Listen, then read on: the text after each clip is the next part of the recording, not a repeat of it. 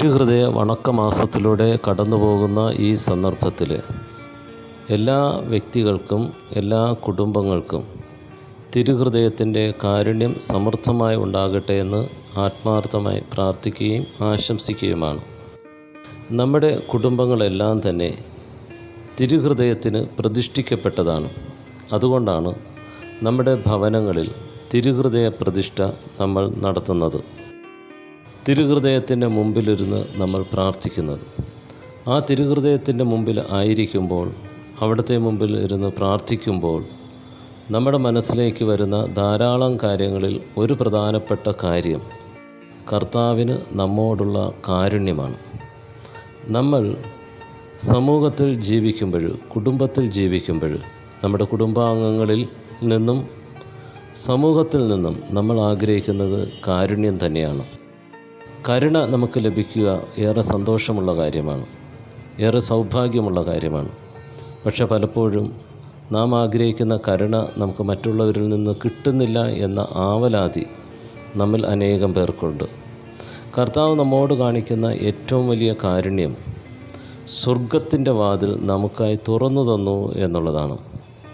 ആ സ്വർഗവാതിലിലൂടെ സ്വർഗത്തിലേക്ക് പ്രവേശിക്കാനായി, നിത്യജീവനിലേക്ക് പ്രവേശിക്കാനായി തടസ്സമായി നിൽക്കുന്ന നമ്മുടെ പാപങ്ങൾ അവിടുന്ന് കാരുണ്യപൂർവ്വം ക്ഷമിക്കുന്നു, പൊറുക്കുന്നു എന്നതാണ്. നമുക്ക് വേണ്ടത് അനുതാപം നിറഞ്ഞ ഹൃദയത്തോടെ കർത്താവിൻ്റെ കാരുണ്യം യാചിക്കുക എന്നതാണ്. ഈ സന്ദർഭത്തിൽ രണ്ട് കാര്യങ്ങളാണ് അനുസ്മരിപ്പിക്കാനായിട്ടുള്ളത്. ഒന്ന്, തിരുഹൃദയത്തിൻ്റെ മുമ്പിൽ ആയിരുന്നു കൊണ്ട് യേശുവിൽ നിന്ന് അവിടുത്തെ കാരുണ്യം ആവോളം സ്വീകരിക്കാനായിട്ട് ശ്രമിക്കുക എന്നതാണ്. രണ്ട്, യേശുവിൻ്റെ കരുണ ഒഴുകുന്ന അവിടുത്തെ ഹൃദയമായി സമൂഹത്തിലും കുടുംബത്തിലും മാറുക എന്നുള്ളതാണ്. അതിനായി തിരുഹൃദയം നമ്മെ അനുഗ്രഹിക്കുമാറാകട്ടെ. ആരാധനയ്ക്ക് യോഗ്യമായ ഈശോയുടെ ദിവ്യഹൃദയമേ, സമാധാനത്തിൻ്റെ ആലയമേ, അങ്ങേ വിനയ സ്വഭാവത്തെയും ക്ഷമയെയും ഓർത്ത് ധ്യാനിക്കിയാൽ എൻ്റെ ആത്മസ്ഥിതി ഏറ്റവും നിർഭാഗ്യാവസ്ഥയിലായിരിക്കുന്നുവെന്നറിഞ്ഞ് ഖേദിക്കുന്നു. ഓ മാതിരി നിറഞ്ഞ എൻ്റെ രക്ഷിതാവിൻ്റെ ദിവ്യഹൃദയമേ, ദുർഗണങ്ങളാൽ നിറഞ്ഞ എൻ്റെ ഹൃദയത്തെ മാറ്റി ഇതിൽ അങ്ങ് ദിവ്യഹൃദയത്തിലെ വിനയശീലം ധാരാളമായി നൽകണമെന്നും അങ്ങനന്തമായ ക്ഷമയും വിനയശീലത്തെയും ഓർത്ത് ഞാൻ പ്രാർത്ഥിക്കുന്നു. കർത്താവേ, അങ്ങേ മണവാട്ടിയായ തിരുസഭയ്ക്ക് പൂർണ്ണ സ്വാതന്ത്ര്യം കൊടുത്തരുളണമേ. ഞങ്ങളുടെ പിതാവായ പരിശുദ്ധ പാപ്പായെ സംരക്ഷിക്കണമേ. എല്ലാവരും അങ്ങേ ഏക സത്യസഭയെ അറിഞ്ഞ് ഏക ഇടയൻ്റെ കീഴാകുന്നതിന് വേഗത്തിൽ ഇടവരുത്തണമേ. നിർഭാഗ്യപാപികളുടെ മേൽ കൃപയായിരിക്കണമേ.